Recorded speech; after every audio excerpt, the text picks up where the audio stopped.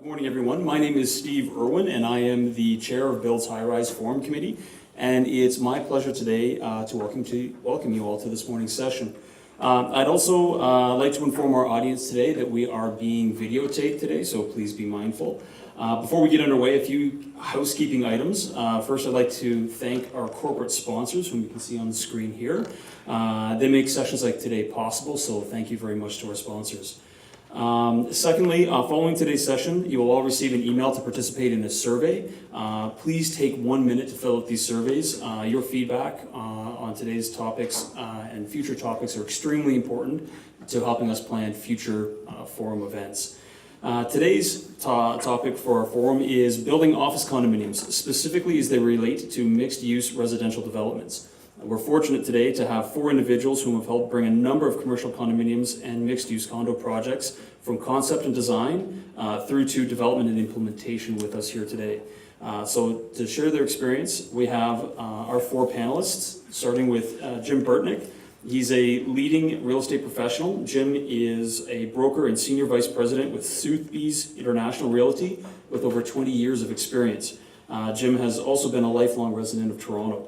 Jim's success in the commercial condominium sector includes the complete sellout of 7 St. Thomas and a standalone luxury condominium building located in Toronto's prestigious Yorkville neighborhood, and the office condos at 117 Peter Street, also Tableau, the Tableau project. Jim holds an economics degree from Western University. He's served as the director of the Toronto Real Estate Board, chair of TREB's Young Professionals Network Committee. He holds a professional membership with BILD, the Canadian Condominium Institute, and is a certified international property specialist. Our second panelist today is Ronnie Hirsch. Ronnie is the president and CEO of Malibu Investments. Malibu Investments specializes in developing and building high-rise condominiums in the GTA. Since 2002, the company has built and delivered over 3,000 units in downtown Toronto and North York. Presently, Malibu Investments has over 2,000 units that are either under construction that are 2,000 units that are either under construction or in different development stages of sales and zoning. Malibu is responsible for such completed projects as Malibu at Harbourfront, Gramercy Park, Tableau, Boutique, and Malibu's other projects such as Smart House, Southside, and Express Condos are examples of projects that are in various stages of ongoing construction. Our third speaker today will be Rudy Wallman. Rudy is the owner of Wallman Architects and has been servicing the needs of the development industry for over 35 years. His firm provides full services ranging from site analysis prior to purchase, conceptual design, municipal approvals, marketing, development of contract documents, as well as contract administration. His clients, or the clients of Wallman Architects, include such well-known developers as Malibu Investments, Urban Capital, Tridel, Pemberton, Menkes, Great Golf, Minto, Daniels, Lifetime, Times Group, and A1, just to name a few. Wallman Architects is responsible for such projects as 10 York, Scala, The Well, Newton Brook, Front and Bathurst, and Front and Sherbourne. And our fourth panelist today is Mark Crowley. He is a partner at Harris Schaefer. He graduated from Osgoode Hall Law School in 1986 and was called to the bar in 1998. He's received an LLM in real estate law from Osgoode Hall Law School in 2001. His practice involves real estate acquisition, financing, restructuring, and sale with particular emphasis on condominium and subdivision development, including drafting of sales documentation, dealing with municipal and other governmental authorities, dealing with lenders and sureties on construction financing, registering plans of condominium and plans of subdivision, and supervising interim and final closing of units and lots. Mark was the co-editor of the condominium law letter and has spoken on various topics and many LSUC and OBA and building industry conferences. Ladies and gentlemen, this is your panel for today's forum. Not only are these 4 gentlemen uniquely qualified to speak about commercial and mixed-use developments, they've also had the distinct pleasure of working together on a number of mixed-use projects, including the Tableau. As it will come up, no doubt, quite a bit in today's conversation, just a very, very brief introduction. This is a 30-story mixed-use building featuring approximately 415 residential suites and 25,000 feet of office space, with retail at the ground level, and is located in the Queen West District. This project has been a terrific success, and I think we're all very excited to hear about our panelists' experiences on this and their commercial condominium projects. So, to get us going this morning, I'd like to invite Jim up to the podium to speak. Ladies and gentlemen, Jim Burtnick.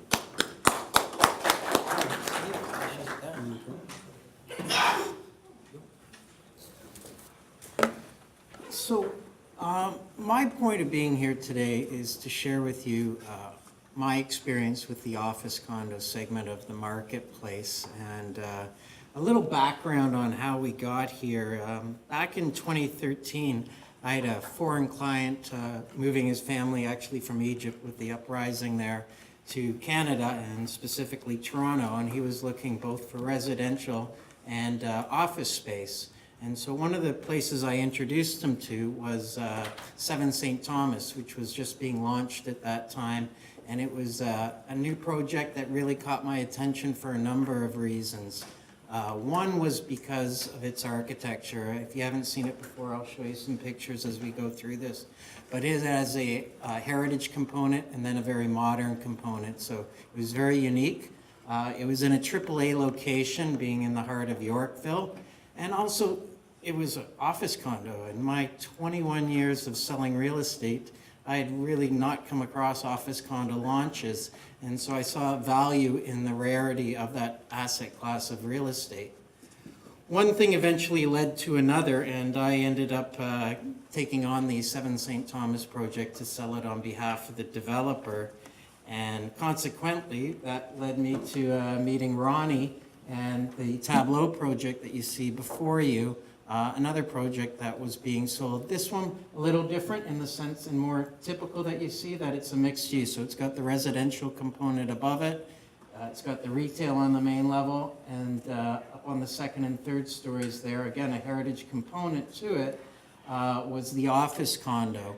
And so that's really what brought me full circle around to today's presentation. When I was selling those two projects, I kept getting approached by different developers about these office condos and how do you go about marketing and selling them to buyers.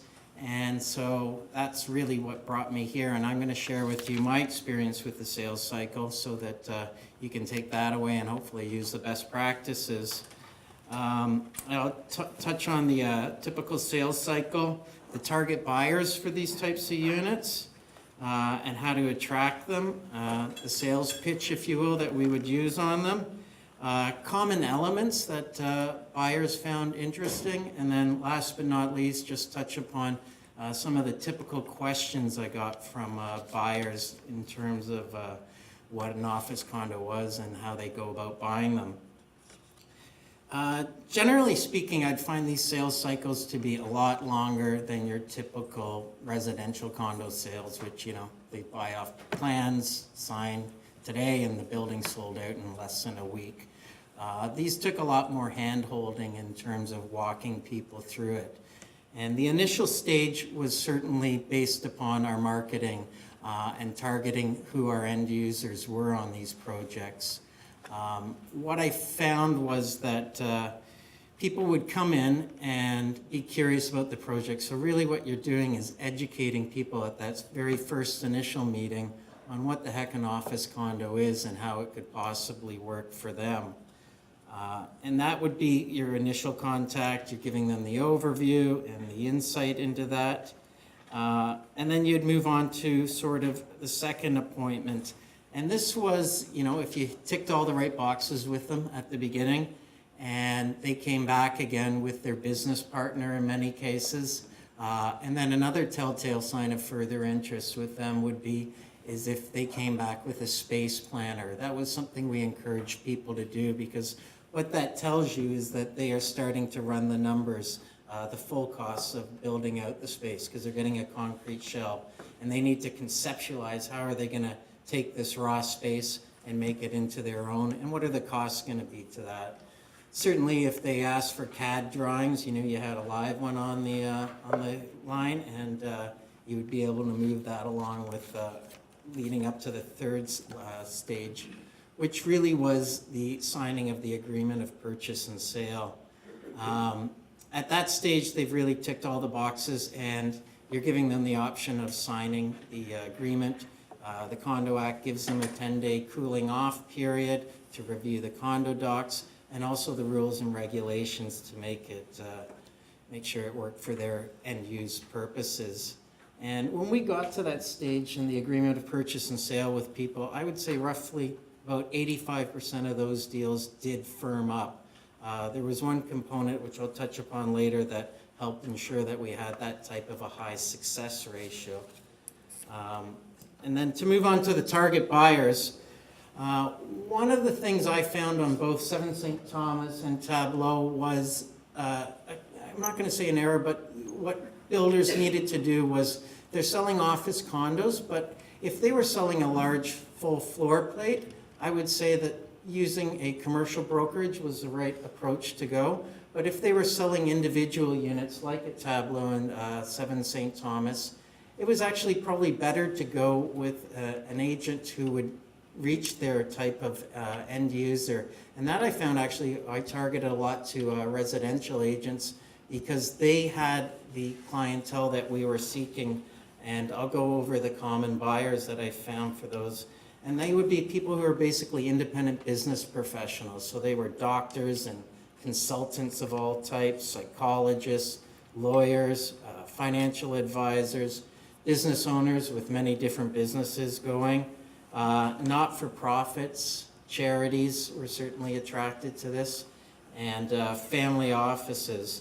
And as I say, those types of clientele would typically have a relationship with a residential agent as opposed to a commercial agent. Somebody taking a whole floor, probably better to work with a commercial brokerage. But they all shared a few common traits that I think is worthwhile mentioning because that helps you target your marketing to them. And that is these independent businesses have been in business for a while. They know their footprint. They're not drastically growing or shrinking their business needs, so they're able to, you know, conceptualize how much space they need and be pretty assured that it's not going to grow or shrink. They've been leasing office space for the last little while, and they've been through the process of having to renegotiate a lease in terms, or even having to move office space because they couldn't come to an agreement. And that sort of attracts them to the office condo segment of the market. And last but not least, certainly the target buyers for these types of unit were really end users. It didn't really lend itself to investors as much as end users. And you got a lot of that by the sales pitch that you could present to people. And people coming in, let's say a dentist or something, you could say to them simply, you know, are you going to continue to lease for the next 20, 30 years, knowing that you're going to have escalations in rent? You might have to move if you can't come to an agreement. In these cases, you could know your footprint. It's not going to change. Control your occupancy costs. And most importantly, build equity as opposed to just giving money to the Brookfield types of the world and having nothing to show for it. Another aspect that certainly encouraged people in the sales pitch was knowing that they would actually own their leasehold improvements so that they, you know, anything that they're investing into it was actually theirs and they could down the road sell it. They wouldn't have to, as I mentioned, worry about moving costs. And one of the things that actually I found that some people didn't recognize but actually came up was when you're putting people into these types of office condo projects, there's a lot of cross-pollination with the other businesses that are located in there. So some of the clientele that are coming in to see your business or another person's business might naturally become a client of yours because of the synergies that exist. So that was another aspect that I think people found interesting. A couple of the common elements that I found people gravitated towards at the projects. At 7 St. Thomas, and this speaks to an economy of scale and how many units you have, but was having a communal boardroom. I could see light bulbs go off in people's heads when they realized that there was a communal boardroom, because often some of these businesses would have meeting rooms that they were paying monthly rent for, along with the rest of their office space, but really was only being utilized maybe, a dozen, 20 hours a week at most. So here they could cut down on their footprint, their overall occupancy costs, and have a fully equipped communal boardroom that they could share with everybody else. One of the things at Tableau that they had that people really liked, certainly their own separate entrance, so you're not going through the rest of the residential component. But this is some of the pictures of the common area and the hallways, communal washrooms, and then outside terrace space. I found people who had a lot of employees could offer this as an incentive to the employees to give them, instead of huddling outside the front of the building and congregating there, here was a place that they could go sit outside in downtown Toronto, have lunch or have an informal meeting out there. So that was another common element that I found attracted buyers. And again, if you had the economy of scale and enough units, having a concierge was one aspect that some people liked, but it wasn't definitive. It certainly depended on the type of business you were in. And then last but not least, because we're just touching upon things, I'm going to hand over the floor to Ronnie shortly, is some of the common questions we would get from buyers and hurdles you had to deal with. Probably first and foremost, I would get HST questions, because HST certainly was a component of a purchase, and it was over and above the purchase price. And the way you dealt with that is people got shock on their face, realizing they'd have to pay an extra 13% on the purchase price. And I would just explain in layman's terms the idea of a flow-through of the HST, and that is simply a sleight of hand. So you're credited on one side, debited on the other, and I'd ask them to go and speak to their accountant to get an explanation, because really HST shouldn't have been a concern at all. It's just having explained to them by somebody they know and trust, and that was usually their accountant. Financing was certainly another question we would get all the time, and on that aspect, certainly telling them to speak with their banks about that. But with that said, a number of bankers, and depending on the people they were dealing with at which branch, weren't actually that familiar with office condos either. So the other avenue I would say is developers to do is get a representative from the Business Development Bank of Canada as a contact person, because they actually are quite keen on lending to these types of real estate class. And having them as an alternative to the traditional lender at least provided people with a secondary choice. And then the other question I would get often from people was realty taxes and how that factored into their carrying costs. And on that aspect, what I would tell people is, all that we can do is quote you an approximation, which is the city mill rate, which is approximately 2.9% of the assessed value. However, we don't know the assessed value, so you're just giving them a thumbnail. But with that said, the other counter to them is, if you're leasing, you're paying that same tax, you're just paying it through your TMI, so you're going to be taxed one way or another, so you really shouldn't let that be a concern for you. From my point of view, those were sort of just the general overlay that we got from the sales cycle on these projects, and I'm going to hand it over to Ronnie to talk more about the development side. That's just a picture of the 7 St. Thomas with the heritage, and then the modern up above, their lobby. And I think this is Ronnie right here. So thank you.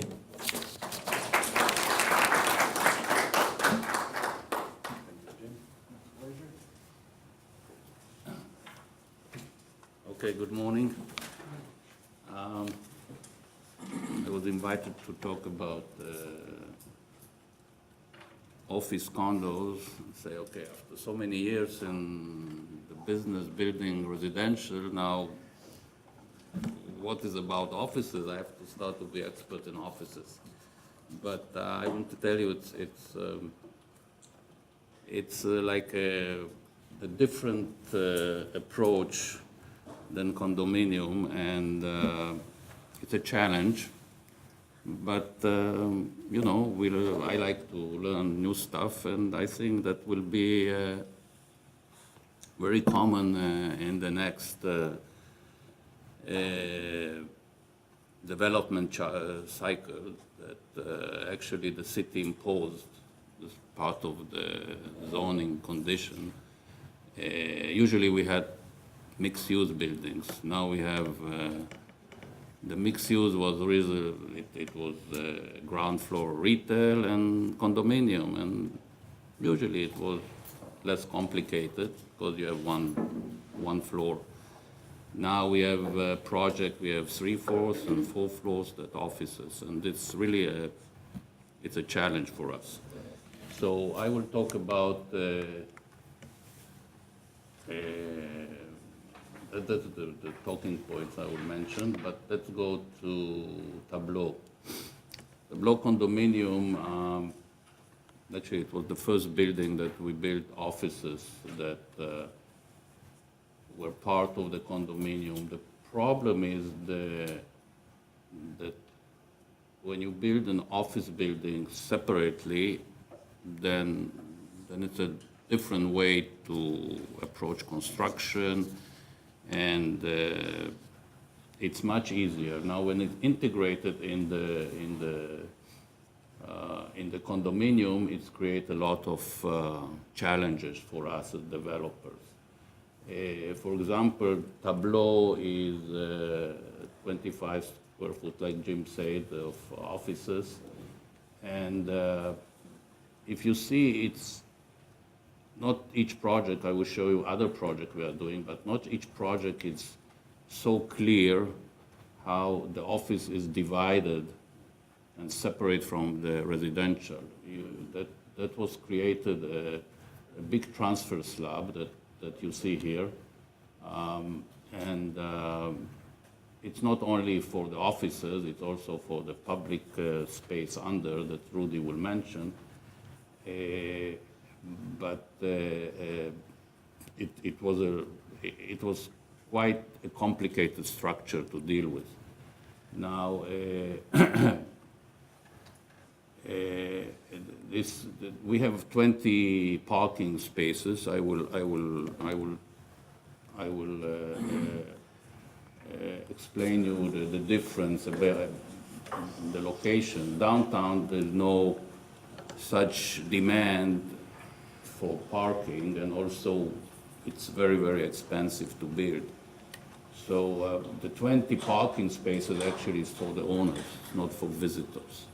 And we found that, you know, that was enough. There was no issue with selling the units because lack of parking. Here we have a separate lobby. If you see, it's very clear. We have the 2 lobbies side by side, a separate elevator, and the separation was really easy. The complication is that when you have a transfer, then the floor is different, and the floor heights are different, and the HVAC system is separate. So all this component is like, for us, is like building 2 separate projects, but really they have to integrate. So here you see the 2 office floor plans, and because you have a residential condo above it, you cannot, the office, the way, let's say if you build an office building, then you do the floors specifically planned for a user or whoever render. The condo, the way, if it's under the condo, you have to deal with different shape of floor plans, and this is a challenge. Usually, I mean, condos, you finish the unit, you sell them as finished units. In this this kind of offices, we sell it as a shell. And Jim say, you know, everybody, they come with their designer and they design the space. Now for us is another complex because we have to coordinate all this. Just imagine above there is the construction of the residential condo, and still, you know, when we occupy, there's still some trades working there. And in this office condo, then the purchasers want to bring their own trade. So it's, again, it's create a mix and really for us, another coordination. I have somebody special that he's communicating with the tenants, make sure they have permits, and we are not involved in the construction. What we want to make sure they do it right, because they use our, let's say, the electricity, we give them outlets, so they have to connect to it. We give them all the HVAC system, so they have to build the interior, the rest of interior to finish the space, and that's really a complex for us. Now, the other issue is to deal with the lawyer. That's a different product than the condominium. It's a different agreement. They are not tied to Terion. There is shared facilities agreement, and it's another complex for us. Okay, before I finish on Tableau, I think that was a very successful project. It's a very unique, and I think it's a great architecture, and Rudy Wallman is here. And he fell in love with the Tableau, and he moved in, and he will tell you about his experience as a tenant. Now, as I told you, recently our last 3 projects are all involved in offices. That's what I say, that there will be more and more, you will see more and more condominiums that will have to have an office component. For us as a residential builder, we would prefer not to have it, but as I say, those are conditions, and the city really want to keep employment in the area. And end of the day, we found it that we can sell it, and we learn how to build it. And every time we build a new project, we use the experience from the other project. So as I say, I have experience in building residential for, I don't know, over 30 years, and in offices now we have experience, 3-4 years, but I think it's manageable. By the way, all these condo offices, I think they are a while around, but really, I think one of the reasons they were condomized that people can buy them. And I think it's a real change in the set of mind of people, owners of offices, that they, owners of business, sorry, that they want to move, really they want to buy and own and pay their own mortgage and pay somebody else's mortgage. So that's create some demand, and I think most of the offices we build, we are selling them. I don't know, maybe other developer, other approach, they want to keep and lease, but we prefer to sell them, and it takes time. The selling process is different, as Jim mentioned, but end of the day, we sell them, but the way this works, that we sell them first, we sell them last. I mean, after we sell the residential condominium, usually we start to sell the commercial. One of the things with commercial that people like to see the space, I mean, it's not new, but somebody who wants to own, a business owner wants to own a space, he prefer to see it. It's not like a standard condominium unit that everybody has, you know, a house or has a condo and they know how it looks like. Here you have different components, you have shared washrooms, and this is different than a residential. The other project we are building, and it's actually we're finishing, and it's the units sold out long time ago, and the office 2 floors are sold, one we are selling now, and there is a retail component. So if you see, this is Smart House. It's located in Queen and University. Again, you can see a separation of the offices and the retail from the residential, but this was a very small floor plate. And each floor is 8,000 square foot. And because we didn't have much room, ideally you have a separate lobby and a separate elevator. Here is shared. So you see it's another version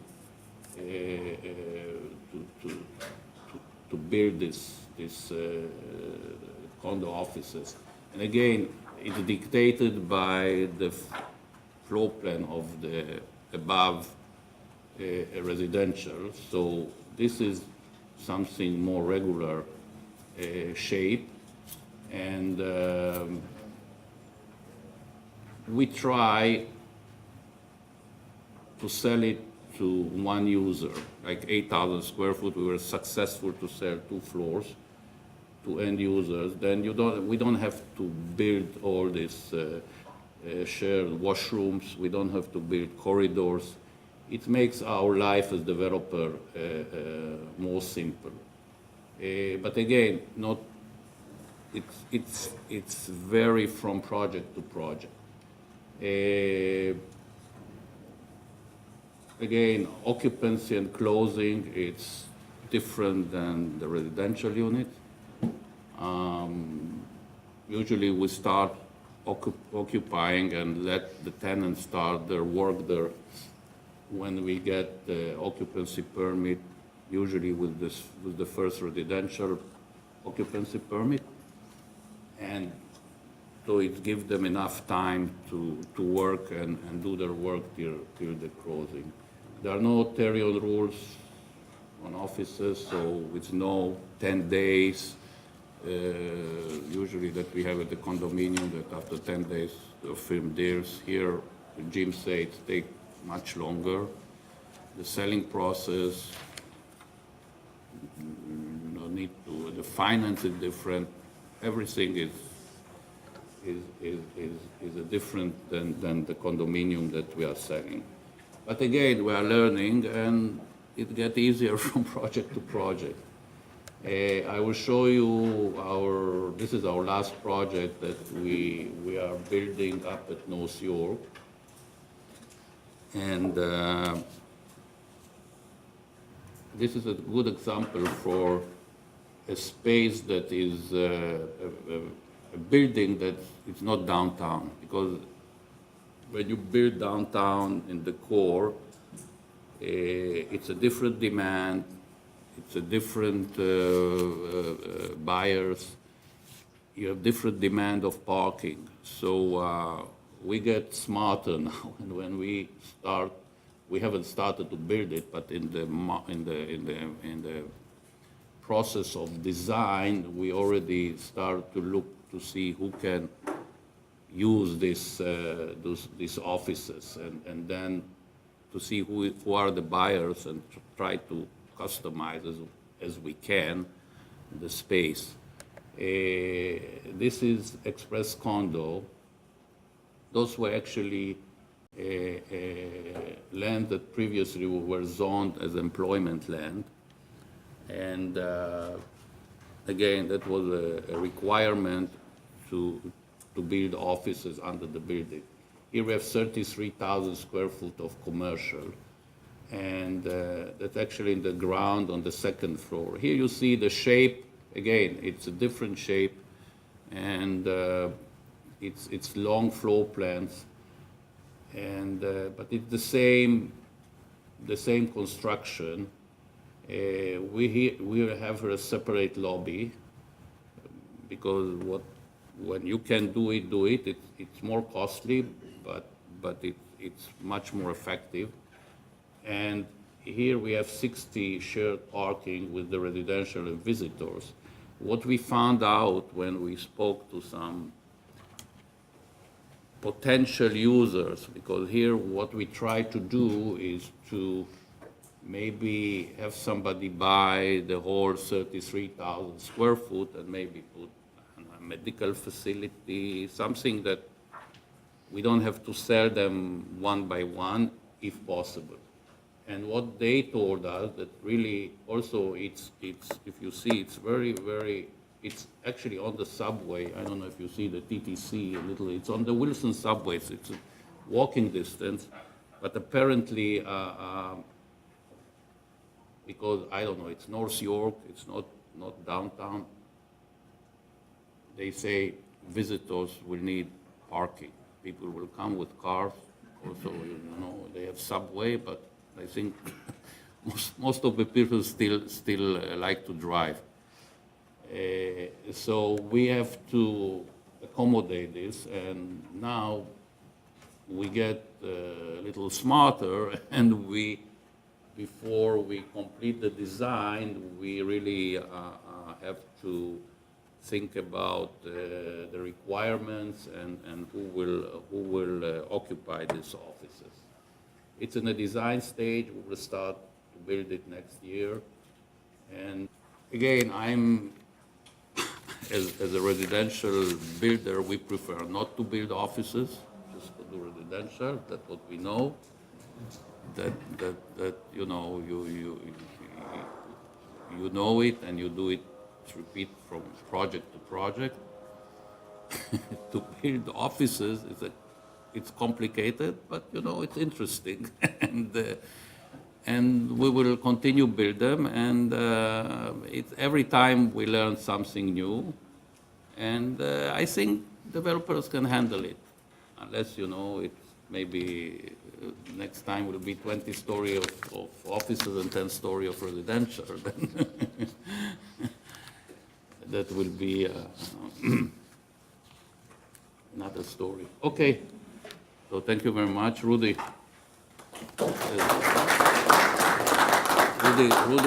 Rudy is the architect and is a purchaser as well. Yes. Thank you, Rudy. Thanks, Ronnie. Yes, I am a purchaser, and we did buy about 4 years ago. We moved in about a year and a half ago, and just from the standpoint of equity increase, we're very happy with what happened between the time of purchasing and moving into the office space. I was previously leasing office space around the corner in a converted warehouse building in the same neighborhood, and so we really wanted to stay in the neighborhood in a similar kind of building, and I got tired of paying rent to somebody else, as was mentioned, and really saw the advantage of owning my own space and having something that both worked from a financial standpoint, but also worked for my employees in terms of location and access to transport and access to a fantastic neighborhood. Before all that happened, though, we had to design a building and get it approved by the city, and that's the points that I'll be touching on today. The architectural considerations, which really mesh a lot with business considerations, the leasing, the selling, and the legal considerations as well. Starting with fit with context. Secondly, creating a mixed-use development, which includes retail, office, and residential. In this case, heritage preservation as well at the base of the building. the idea of the massing of the building with a podium at the base and a tower above, which became a very important element of the design. Public open space in this case, together with public art. Interior design quality and office quality and the type of tenants that have come into this building at least, which I think happens in other buildings as well. So some of these are specific to Tableau, but I think it's fair to say that a lot of these aspects can also be applied to other buildings and other locations. This is a very specific location, a very specific neighborhood, but it's interesting to try to extrapolate some of these ideas into other buildings and other locations as well, and I'm sure you'll have some questions about that. So fit with context is just a quick aerial view of the site, our building in blue. You can probably recognize some of these buildings. This is looking south down Peter Street. The entertainment district at King and Spadina. So it's a matter of really fitting in with what's happening there now. It's a developing area with very tall towers, which carry the kind of density, create the density for each of these sites. But also at the base, a very strong history of warehouse buildings that are now being occupied by very interesting uses, restaurants, art galleries, bookstores, as well as various types of office uses. So the original site was actually occupied, I don't know if anybody recalls that site, but it was a really kind of a hodgepodge little building, a couple of stories in height, which was a combination nightclub and pizza place on the ground floor. And I think it's fair to say that when Urban Capital and Ronnie at Malibu bought the site, they really weren't sure exactly what to do with it. I think at the beginning they were considering all kinds of other different programmatic solutions at the base. I think they considered a hotel component at one time. That was actually before I got involved with the project. When I came along, had been turned into, the thinking had sort of been clarified that it would be some sort of residential building with this type of commercial use at the base. And you can see here what I mean by the fit with the context. So it's a combination of the physical context, which are these beautiful warehouse buildings. On the right is the 401 Richmond building. On the left, the taller glass building is the Allied headquarters, actually, which also incorporates a very important kind of heritage component at the base. And other roughly four-story heavy brick warehouse buildings that are now completely filled over time with these very interesting uses, both at the ground floor as well as on the upper levels. So the challenge here was how to fit into that context, both programmatically and with the building design. Touching on the mixed use aspect, that's one of the things that we drew from the neighborhood, was that it was very mixed use. It had really a combination of all kinds of different interesting uses, and we wanted to continue that in our building. The next few slides are the floor plans of the lower floors, just to explain in more detail how it works. This is the plan of the ground floor with Peter Street on the left, Richmond Street at the top. You can see how there's separate residential and office entries with their own separate lobbies and elevators. To the south is the car and truck entrance, which obviously services the entire project, leading to loading docks and the parking ramp. The space over here, all of this space is actually a single use. It's a restaurant, which also has outside seating areas underneath the canopy and the public open space. So this site in particular is quite tight, as you can see. The uses are fairly jammed together, but we found a way to make that work. On sites with larger dimensions, all of this would become a lot easier. The creation of a separate entrance for the office, for instance, is a very important aspect of creating a separate identity for the office space, separate from the residential. Of course, you don't want to mix residential and office users. And of course, the back of house to service a larger commercial component is typically a little bit larger than you would have in a normal residential building where you have a type G loading dock would take care of everything. Here, well, not in this case because the commercial component is actually fairly small. A type G loading dock services the entire building. So this is my floor. I actually purchased 5 individual units, and my space is all of this over here in the corner.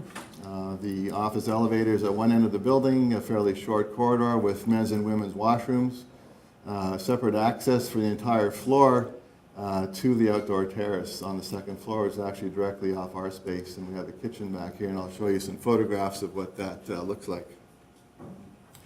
The key here is that, and I think we touched on that, is that we started out with fairly small units, which could be combined into larger space. And in hindsight, I think I should have bought more and probably leased it out to other tenants.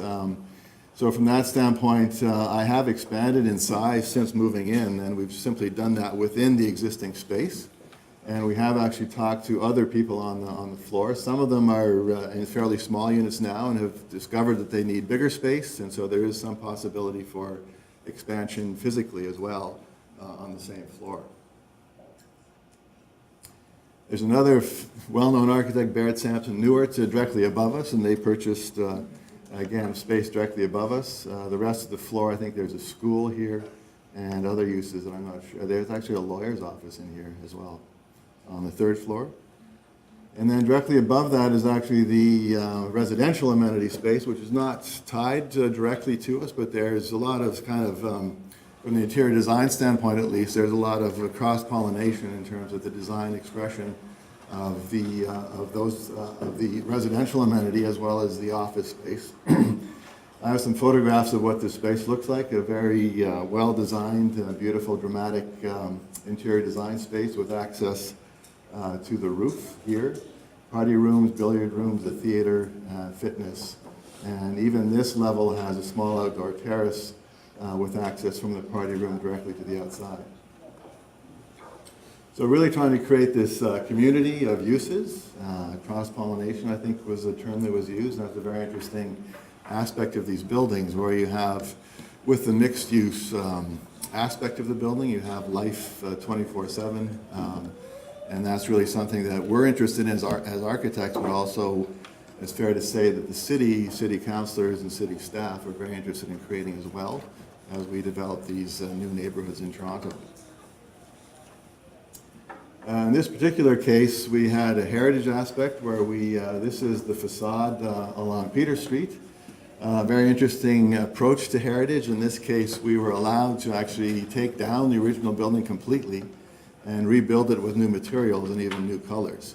So we retained the basic configuration of the original facade, with the office entrance being expressed separately in a stone surround, the residential entry over here, and the parking entrance over here. So the facade itself, thankfully, sort of lent itself to the various programmatic things that we had to accomplish. At the same time, it was really the insistence of the city that we retain this facade, and it became a question of how do you best use that space, because the ceiling heights are much taller than a normal residential floor, and the windows are smaller. They're sort of small punch windows. They don't have balconies. So the heritage aspect became something that meshed with the concept of creating office space at the base. And of course, this is very specific to this particular site, but what it shows is that the creation of office space at the base of the building really gives an opportunity for a very different kind of expression at the base, separate from the residential tower. It becomes a very interesting kind of way of tying the building into the neighboring structures. We then, when you turn the corner, it becomes a very modern glass building, full height glazing, the ground floor. In this case, this is actually the second floor, the third floor, and above that, the fourth floor, a residential amenity space, all underneath this fantastic overhead canopy. The tower, podium and tower massing, the opportunity for, what I mean here is that creating office space at the base of the building, because it's usually a larger floor plate with different ceiling heights, you can quite easily create a podium for the building with the tower above. And that's a very popular kind of design solution, especially downtown. You can see here the building was mostly complete. This was actually an aerial photograph of the installation of the public artwork, but it shows quite clearly how the podium follows the line of the street. The tower is then set back with its own separate expression above the podium.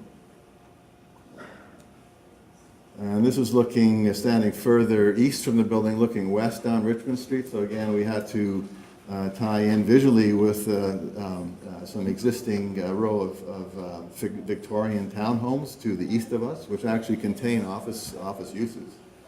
And our podium, as you can see, relates directly to the scale of those buildings. We then incorporated public art into our podium as well. Directly across the street, sorry, here is the Allied Building, their headquarters. They incorporated a very interesting heritage facade at the base of their building and built a new glass office tower above. A very interesting design expression. And what I really like about the podium and tower massing is that in this case, the residential units really only start on the 6th level, essentially the 6th floor above ground. Because the lower 4 floors are the commercial uses. The 5th floor is this transfer slabs, or transfer beams. They're basically 3-meter high beams, post-tension beams, that create the overhang and support the tower above. So essentially on the 6th floor is the first residential floor. It's lifted above the street, away from the noise and the sort of activity of the street, and it gives a lot more privacy for that first level of residential apartments. And in this case, we also took the opportunity with the creation of the office space to create a very dramatic outdoor open space. And it's really a combination of the geometry of the different streets that happen adjacent to the site. Created this 4-story space, which is a place where public art was placed. And this is also where the outdoor cafe happens for the restaurant. It's sheltered from the elements, and it creates a separate kind of expression for the restaurants itself. The public art itself was created by Shane Dark, a very dramatic piece. That became very much part of the whole conversation about how to make this appealing, both to office users as well as the residents. And then moving into the interior, this is a view of that stair up to the roof inside the residential amenity space. Very dramatic lighting, lots of glass, dark stone finishes on the walls and floors. And the same furniture is used in the office space itself. And this level of finish was carried throughout the whole building. So it became kind of a cross-pollination exercise between interior design, architectural design, and the creation of the office space. This is the 2nd floor terrace directly off the office space, and it really here demonstrates these casual outdoor seating areas, completely protected from the street, beautiful sort of access to daylight and outdoor open space. And here you can see the 2nd and 3rd floor office. Above that is that little terrace off the party room on the amenity floor. So that's the 4th level. But it's really even just visually, there's adjacent office users sit out here for lunch. We get to sometimes casually meet them. There is a lot of kind of conversation between different tenants, different occupants of the office space. And then last but not least, our office space. So it's one, we combined all the 5 units, and there's no partitions. It's all just one big open space. As I said, we were able to expand even within this space by about 30%. So we're roughly 35 people now. And there's room to expand even up to 40, 45 people without having to have additional space. Beautiful big windows, floor-to-ceiling windows on 3 sides. This is actually looking north. You can see the public art out the window to the north of us. And looking back towards the terrace, we have a kitchen area back there. So the space itself is a very tall ceiling, 11 feet in height, which really was matching the heights of the original heritage facade. And that's how the ceiling heights were set. And within that, we have our reception area and boardroom. Yeah, the notion of a common boardroom actually is fantastic. I wish we had that here. We don't. Maybe something we should consider. And that's the end of my presentation. Thank you.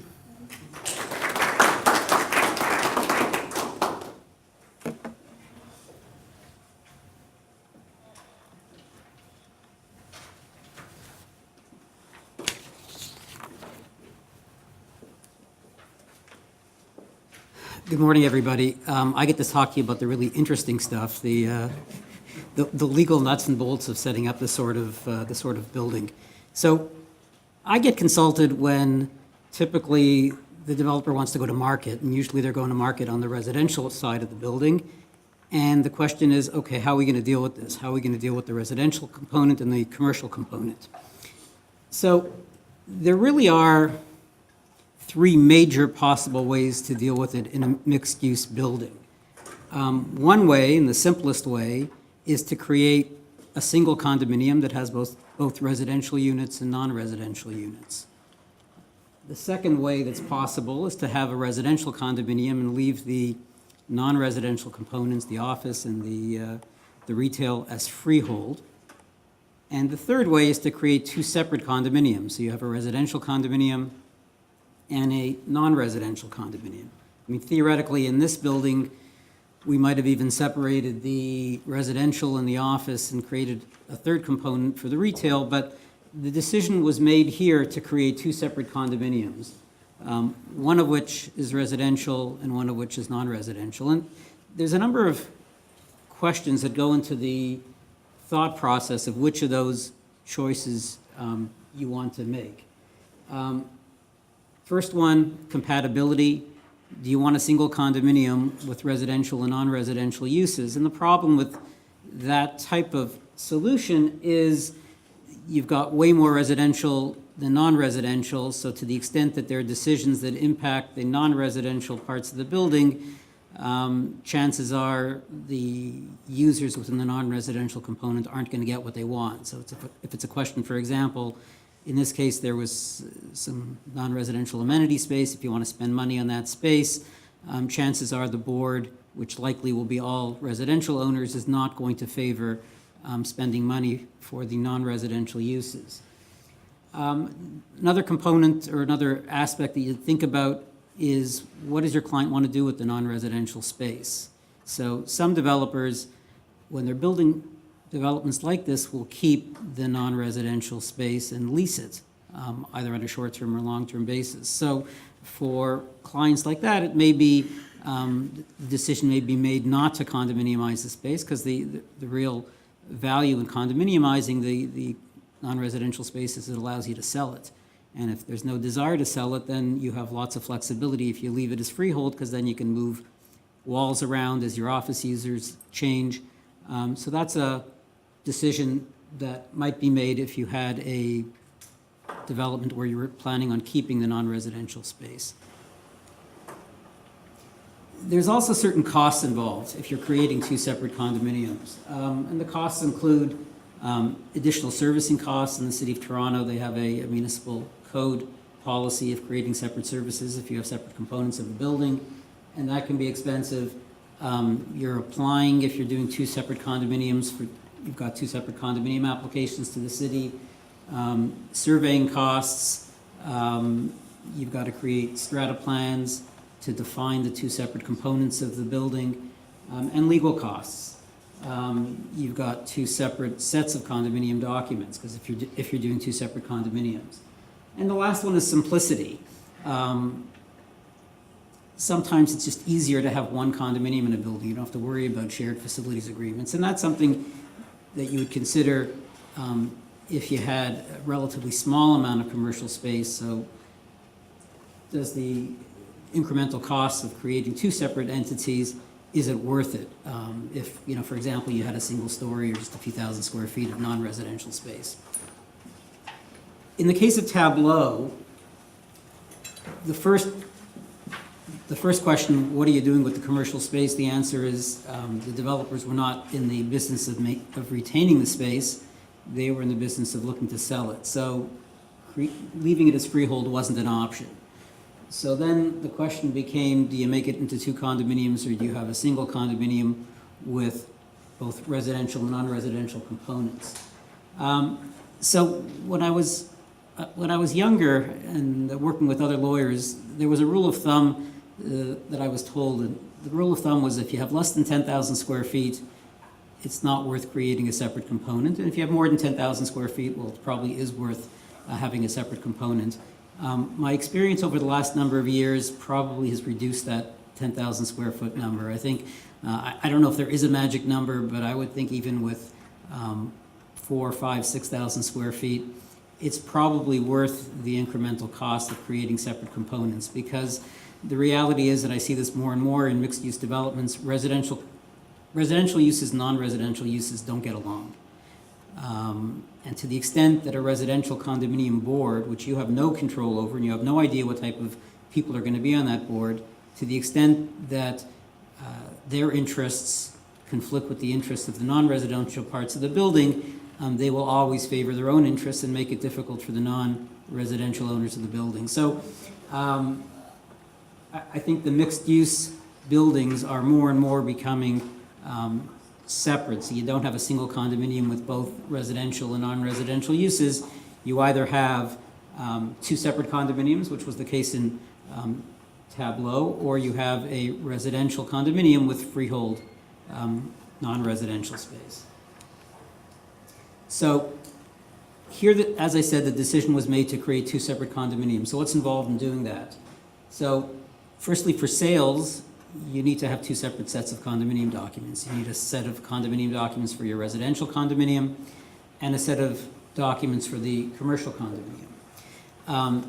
The two components cannot be completely independent. There are going to be some shared components. While we try to minimize them to the extent we can, but there will be some sharing. So there is a shared facilities agreement put into place to govern the relationship between the residential condominium and the non-residential condominium. As well, two separate condominium applications are submitted to the city in order to get approval for two separate condominiums. One thing I would tell you is that in this case, the applications were submitted almost simultaneously for the residential and non-residential components, and I've seen other projects where, frankly, you got a 40-story building and most of it is residential, and the commercial sometimes is an afterthought, and the applications for the commercial side of the building are submitted later than the residential, and that ends up holding up the registration process. In this case, the registration of the residential component came first, but the registration of the commercial component followed relatively quickly after the residential. A strata reference plan had to be prepared, because if you've got two separate condominiums, you've got to define what lands are in the residential component and what lands are in the commercial component, and to the extent that easements are required as between the two components over specific spaces, you need to define those spaces as well to create any specific easements. We create general easements typically for things like servicing and support. Again, the advice given early is, if you can, have separate services. So, for example, garbage rooms, I think, are dictated. You have to have separate garbage areas for commercial and non-residential.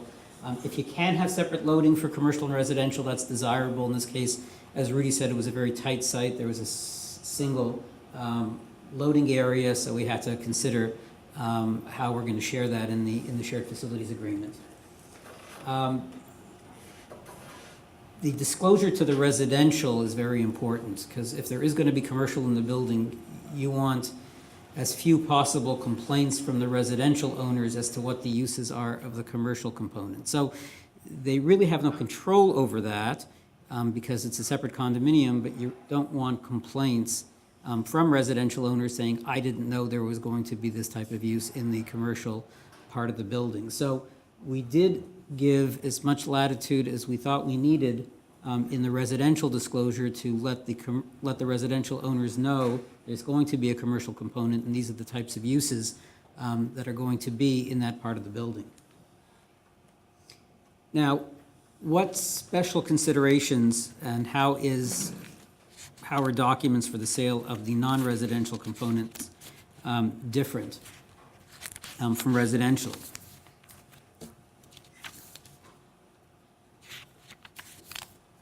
So, firstly, the Condominium Act applies to both residential and non-residential condominiums. The rules within the Condominium Act there used to be some differences between residential and non-residential. There are very, very few differences in the Condominium Act. So, for example, the same rules for deposit protection. Deposits have to be held in trust unless there's security. Those types of rules all apply. The only difference that was stated earlier is there's no Tarion. So the Tarion warranties and registration through Tarion doesn't apply to the non-residential portions of the building. We spent a lot of time thinking about what are the permitted uses within the retail and office components. So while we want to give ourselves a lot of latitude when we're dealing with the residential people, but within the commercial component itself, we did spend a fair bit of time thinking about what will work. So you start off, this is what the zoning bylaw permits, but there may be certain types of uses that the zoning bylaw permits, but they just don't work in this type of environment. So we did spend some time with that. Now, generally speaking, I always tell my clients that condominiums are very, very flexible, and you can do all sorts of things in setting up condominiums until they're registered. And once they're registered, they become very, very inflexible, because changes to a registered condominium, especially if you want to change unit boundaries and things like that, it's extremely difficult. You need to have at least 80 or 90%, depending on what the changes, of all units agreeing, aside from getting city approval. So it's something that you really don't want to have to make those changes later. So to the extent that we could, we tried to create as much flexibility, especially within the office component, so that users like Rudy, where he owned a number of units, we tried to consider situations where, let's say at some point in the future, those units were broken up so that his 5 units became 5 separate users. How would we deal with it then versus how do we deal with it where you have 5 units used by a single owner? And the way we did that is to try to create the hallways. If they would be separate users, we would have to use them as hallways, but if you've got a single user, gave the owners the right to use those hallways. And we built that into the condominium declaration, so it's something that didn't require amendments in the future.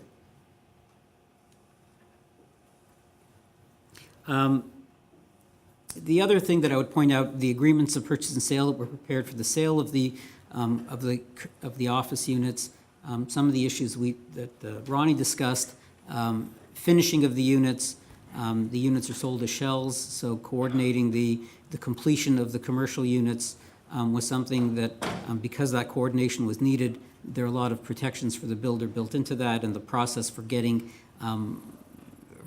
approvals for completing the units. One of the considerations that I always talk about with my clients is, do we want to have occupancy closings in commercial spaces, or would we prefer just to register the condominium and close later?